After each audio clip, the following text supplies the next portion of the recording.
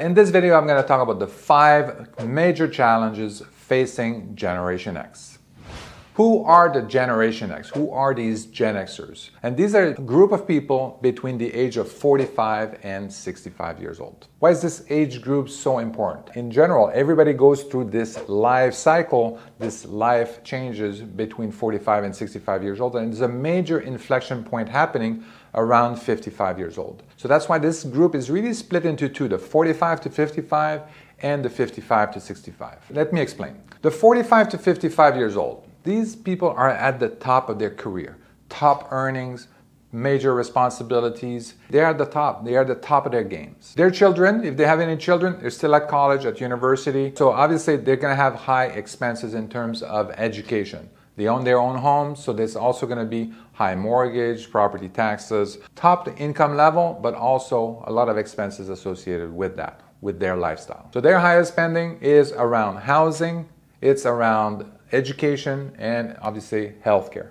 In terms of retirement, unlike the baby boomers, they don't have defined benefit pension plan, corporate pension plan, right? So they rely on their 401k, their savings. So they're putting a lot of money at that age on pension contribution to their 401k so that they prepare for retirement. Most of their savings, most of their investments is actually in the 401k, and they're invested in the stock market. One of the big things happening also in that age group, the 45 to 55 years old, is a work-life conflict. They're at the top of their games again. They also have a lot of responsibilities, which means that their work is really pulling them, asking a lot of their attention. Their kids are at college, at universities, a lot of expenses associated with that.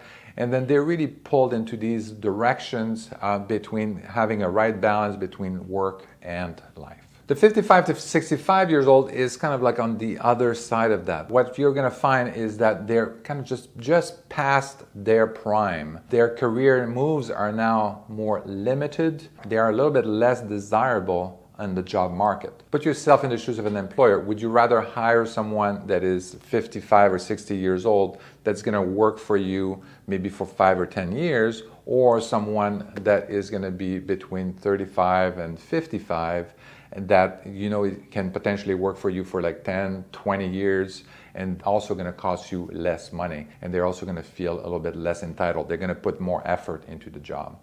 So this is kind of like what's going on. So they're a little bit less desirable in the job market, which makes their career move a little bit more limited. So it's a little bit harder for you to climb up the ladder at 55 years old than it is when you're 35 or 45 years old. Children, luckily, are out of college, out of university. It doesn't mean that they're away from home. Some of them are coming back home, so you still have to deal with them and help them out and feed them and all that kind of stuff. But at least the big expense, the big education expense, you don't have that burden anymore. So that's a good thing. But we are seeing a median income decrease, a decline in median income, about 20%. When we go from this age group, the 45 to 55, which was at their peak, and then when you go into 55 to 65, their median income is actually going down by as much as 20%. So top expenses for the 55 to 65 is going to be housing costs, maintenance, mortgage, property taxes, all that good stuff. Healthcare on the rise, obviously. Also a little bit more in terms of retirement anxiety. So with this age group, they're really, now that the kids are out of university, their focus is shifting a little bit more towards retirement. What are they going to do now? They're going to kind of regain their freedom, be empty nesters, as they say, and then being able to focus more on themselves and on their kind of like what lifestyle they want to have, more travel, more retirement, a little bit reduced hours maybe at work and all that kind of stuff. So more of that, but that's also causing some retirement anxiety because now they're starting to do the math and thinking about how much money do I need to achieve this. And this is kind of a big problem. The other thing that's coming into play as well that people don't foresee this is elder care for the parents. And often this is a cost that you have to bear to help your parents actually go into assisted living facility or whatever. This is something that come out of nowhere. People don't realize that it happens, but it does happen every once in a while. So let's talk about these 5 challenges facing Generation X. The number 1 challenge is income decline. We talked about that already. So imagine yourself at the peak of your career and then looking ahead and saying that your options are starting to dwindle. You're kind of hitting a ceiling. Your career options are limited. You're less desirable maybe on the job market. If you didn't get a promotion, you would go to another company and promote yourself into that new job. Now, these options are kind of evaporating a little bit right now at that age group. So that's causing a little bit of a concern. You're starting to realize that your career options are kind of evaporating, and you also may start to see your income decline in that age group. You may not see your income decline, but there's all kinds of factors that are affecting the overall median income in that age group, and we're going to talk about that. So you've worked hard, you've achieved so much, and yet you feel that your career is running out of gas. You feel that you're kind of at the end. The median salary in the 45 to 55 age group is $97,000.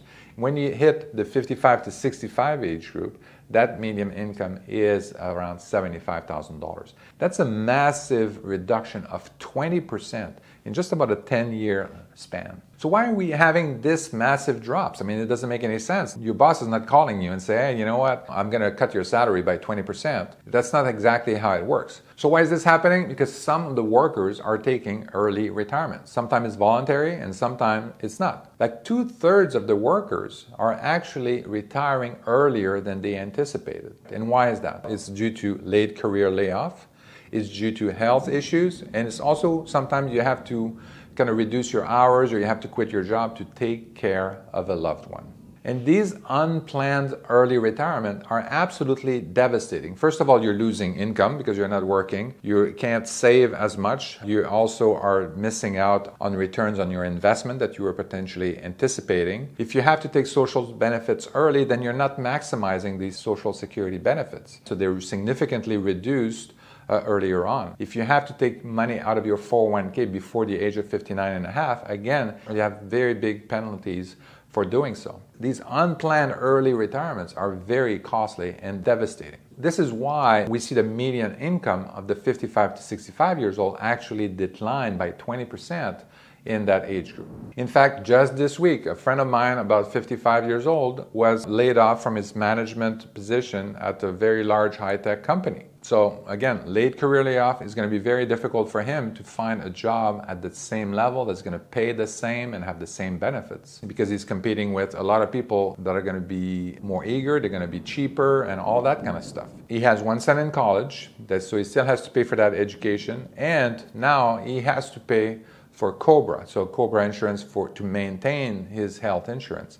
And that premium is $1,400 a month. So now you have these additional expenses coming in and you don't have the income coming in.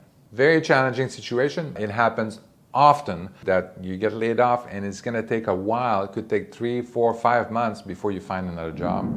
And the job you find may not be the same level that you have. So what's the solution for this? You want to have an alternative source of income that is passive, so that you don't have to work at it and it's just coming in. And for me, the best passive income is single family rentals. It's something that you can build over time, maintain, and then grow at 1, 2 houses every year. And then by the time you reach 55, 65 years old, you have a solid portfolio that you can rely on, that can bridge the gaps in income if you have a period where you don't have any income coming in, but also if you decide to take a job that is not offering as high a salary as you had before, then it can bridge that gap as well. But ideally, what you want to do, you want to plan ahead. This is not something that you can do after you had your late career layoff. You have to plan ahead and build that passive income portfolio ahead of time so that when it happens, then you are ready. The second major challenge facing the Generation X is rising expenses. So you've always dreamed of a comfortable home, but the housing costs are going up. Your mortgage is the same, but property taxes are going up, utilities are going up. And now that the kids are out of the house, you're starting to look at your kitchen and your bathroom and you say, well, shouldn't it be time to renovate?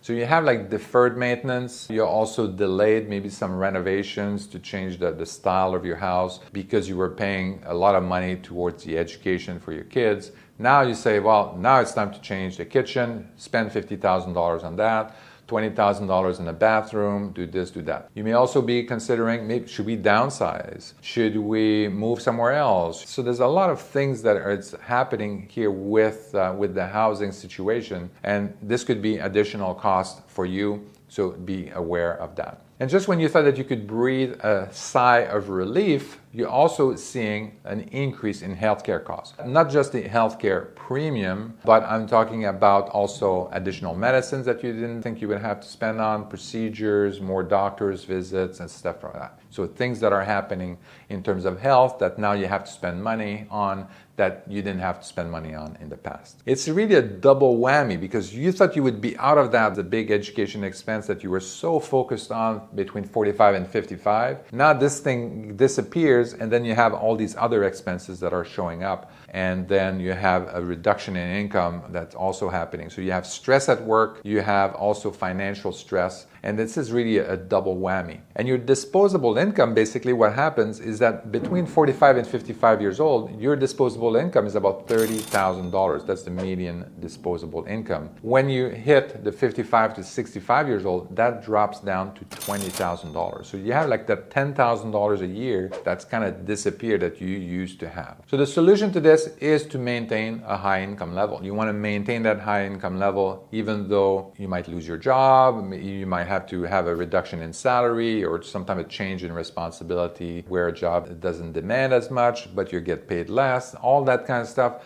So you want to have an alternative source of income, a passive source of income that's going to help bridge that gap. You may also consider moving in a state where the state income taxes are lower.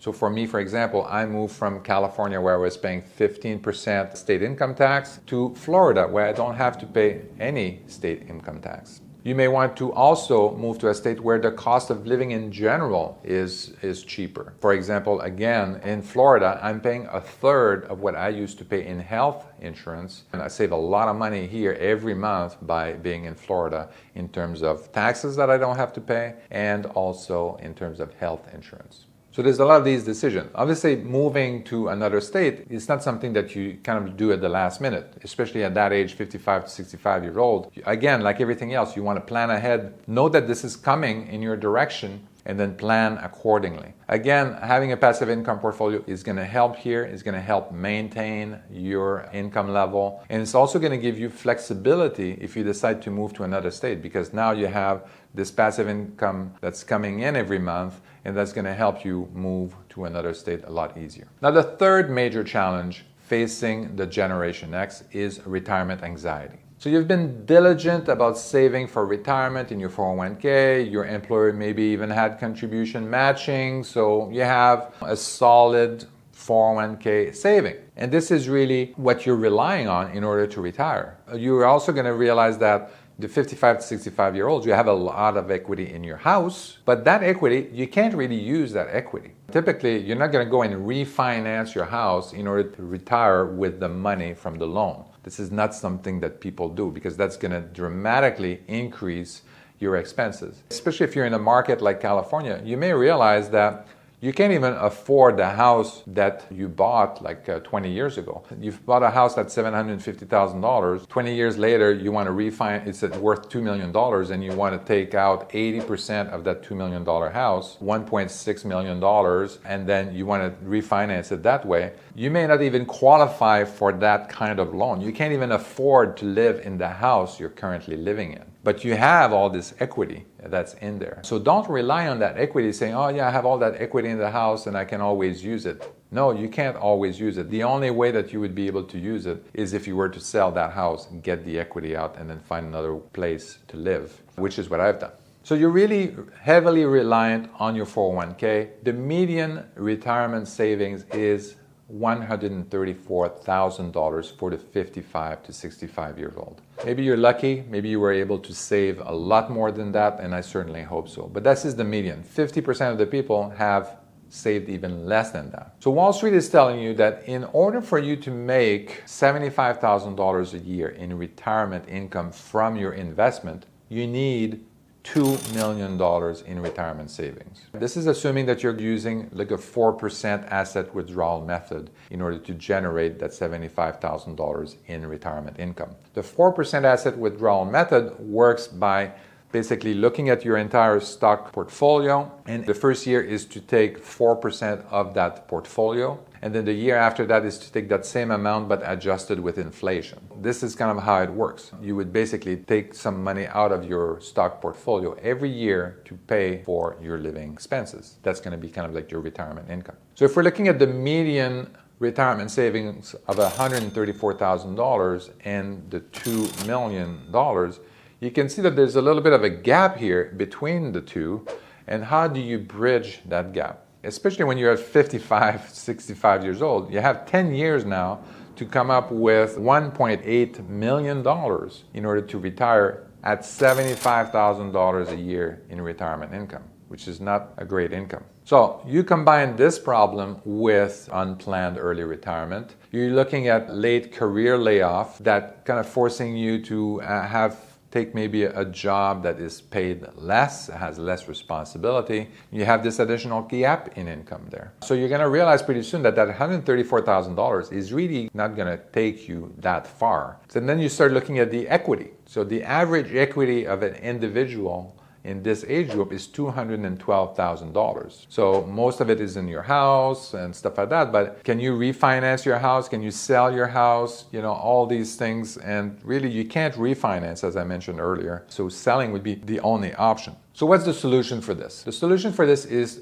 obviously plan ahead. So you want to start investing early so that you're ready when the time occurs. And where do you invest? The ideal investment is something that's going to generate cash flow forever. So you want something that's going to appreciate over time. You want something that's going to offer you tax advantages so that you can invest more year after year. It's going to reduce your tax footprint. Something that you can leverage when you buy, but also leverage later on in life. And you want something that's going to offer you inflation protection. Well, guess what that is? That is rental real estate. I prefer single family rentals, as I mentioned, but because you can start building your portfolio slowly instead of multifamily, where you basically have to wait, and then buy an apartment building. I prefer to build a single family rental, build the portfolio slowly, and that way it's much easier for you to kind of like get in the groove of doing that. Now let's go to the fourth challenge, the fourth major challenge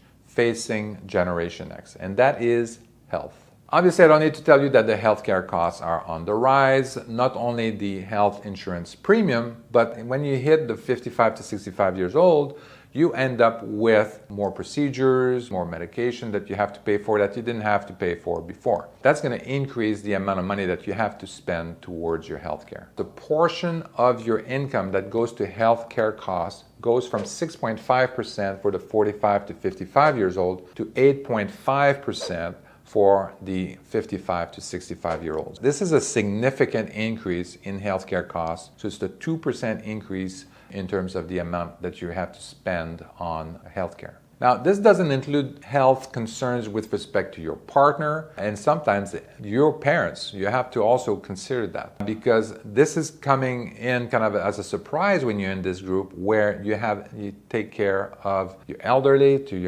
parents, their healthcare costs, assisted living, and all that kind of stuff that you have to start looking at and potentially contribute to help them in their older years. So all these health factors, your personal health, the health of your partners, and the health of your parents are affecting the level of expenses that you pay, but also your time, the time that you spend at work, the time that you would spend traveling, enjoying life, and all of that. This all affects you, but also your work and the level of income that you can make. So this is pretty significant. And people often in that age group, they don't see that. A lot of these things come as a surprise. So the solution for that is, many health factors are out of our control, right? We can't predict that we're going to have cancer or we're going to have an accident. So there's a lot of it is out of our control. And you want to focus on functional fitness. You want to have good healthy habits, good diet, and all that kind of stuff. But again, as these healthcare costs increase, you want to make sure that you have enough income to cover these things. The more income you have, it's going to be easier on you.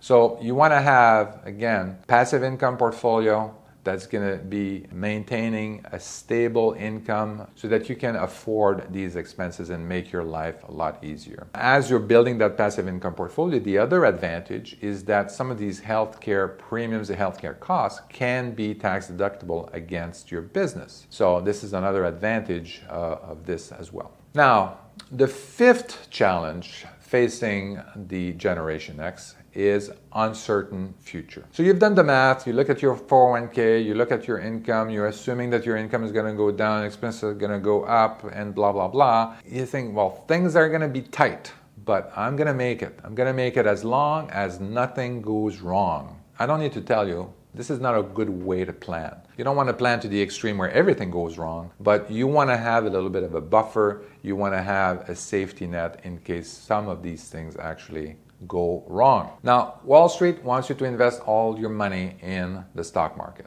And the problem is that you're not in control of the stock market. Talking about uncertainty, stock market is not as certain. A good company one day could be worth, the stock could be worth $100, and the same very good company with the same profit could be worth $60 next couple of months or the next year. So you can't really rely on that, especially if you're using the 4% asset withdrawal method. You may find yourself in a situation where you have to take money out of your stock market portfolio to pay for your retirement income when the value of your stock portfolio is down. It does happen. Which means that even if you did have $2 million in retirement saving invested in the stock market and you were using the 4% asset withdrawal method, everything goes according to plan, there is still a 20% chance that you're going to run out of money before you pass away. Are you willing to take that chance? There's a good website called 4% Rule where you can actually calculate and analyze kind of like different strategies for you to maximize the retirement savings that you have and then kind of like see what is the probability of you running out of money and by what age. So this is an excellent website and it actually helps you analyze kind of like the probability of you running out of money by looking at previous stock market performances over the year and then kind of like adding all of them up and then figuring out if and how you could potentially be running out of money. So the solution for this uncertain future is to invest in an asset that's going to generate consistent return, consistent cash flow year after year. So if you have a stock market portfolio, as we mentioned, it fluctuates up and down. The value fluctuates. So you have to, when you take the money out, you may have to sell stocks at a loss in order to pay yourself that year. With single family rentals, even if the value of the houses goes up and down, you don't really care because that's not the money that you're using. What you're focused on is the net cash flow, the money that's being paid by your tenants and then paying all these expenses. So yes, some tenants, they're not going to pay, and that's fine. But you have a portfolio of income and in general, the portfolio, there's going to be about 5-6% vacancy that you have a reserve for. So you don't have to worry too much about that. And you're going to be able to have a consistent positive cash flow month after month. You also want to have an asset that appreciates over time. An asset that you can leverage when you buy it, but also leverage in the future. And I'm going to show you in a moment a good strategy for leveraging that property in the future. And you want an asset that has tax advantages, right? You're running a business, so some of these expenses would be advantageous for you to basically go against your income and then reduce your tax footprint. So for all these reasons, the portfolio of single family rentals is ideal. You have to start early, start building your passive income portfolio as soon as possible, and then grow that portfolio over time. And when you hit 55 to 65 years old, you have a solid portfolio that you can rely on for your future income. So there are really two ways to get started. The first way is to buy turnkey rentals and then basically put your 20% down, closing costs, and then you buy a property that is turnkey. That means that it was recently renovated, it's rented out, it's cash flowing. They tell you what the property management is, who the property managers are, and then you just go with that turnkey property. The other way to do this is to use flip system. And flip system is a system to basically help you buy distressed property, renovate them, rent them out, and then either sell that property or refinance that property and keep it for passive income. You can sell that property to build your capital so that you can buy more rentals, or if you have great returns, then you can just refinance that property and keep it for your portfolio for the future. So that's flipsystem.com. Now your portfolio is going to generate positive cash flow and it's going to appreciate over time. Appreciation is tax-free. Your cash flow will be offset by the depreciation. So you still get the cash flow in the bank, but your depreciation, when you're going to file your taxes, the depreciation on that house is actually going to offset your net cash flow. So you're not going to pay taxes on your cash flow. And a lot of people in that age group, you have a lot of money, hopefully, in your 401k. And a lot of people think that I can only invest my 401k in the stock market. And this is not true. If you need to know, you can invest from your 401k into real estate. If you're interested to know how to do this, please connect with me and I'll show you how this is done. But you could use your 401k and invest in real estate. Now, during retirements, you're going to get your benefit. You're going to get your Social Security benefits. You're going to receive your cash flow every month from your portfolio of single-family rentals. And even if a few tenants are not paying, that's fine. You have a reserve for your vacancy that you planned ahead, maybe 5 or 6%. One thing that's pretty important, because it appreciates over time, so the value is increasing. So when one of the mortgage gets paid off, you would be able to leverage, let's say $150,000 property, single family rental, you'd be able to mortgage it and get a loan for $120,000. That $120,000 goes in your pocket, in the bank. That's part of your retirement income. That's one house, $120,000 in the bank. Is this income? It is not income. It's not taxable. There's no taxes to be paid there. Are you paying the loan, the $120,000 loan? No, you're not. The tenant is paying the loan. Are you getting tax advantages? Yes. The interest payment is a tax advantage. So it's tax deductible on your taxes. So it's going to offset the amount of taxes that you would pay on that. The house at the end still cash flows. You want to make sure that after you take the loan, the property still cash flows. This is a very good way for you to make a solid income, 120. If you have like multiple properties like this, every year you can just mortgage one of these properties and live off that mortgage. So this is a great way to do it. And if you have some other income and you don't need it 1 year, you need it another year, you just keep doing it. You just have that in your back pocket. Hey, I hope you found this video helpful. Every week I produce videos to help you achieve financial freedom and secure your retirement. Feel free to connect with me if you need help to build a solid plan to achieve financial freedom or secure your retirement. I'm a real person and I'm here to help. Make sure you like this video, post your comments, ask your questions. I'll review all these questions. It's actually going to help me build the next videos. The more I know about what you need, the better I can prepare a video that's going to suit and answer your question. Make sure you subscribe to my channel so that you don't miss my next video, and see you next week.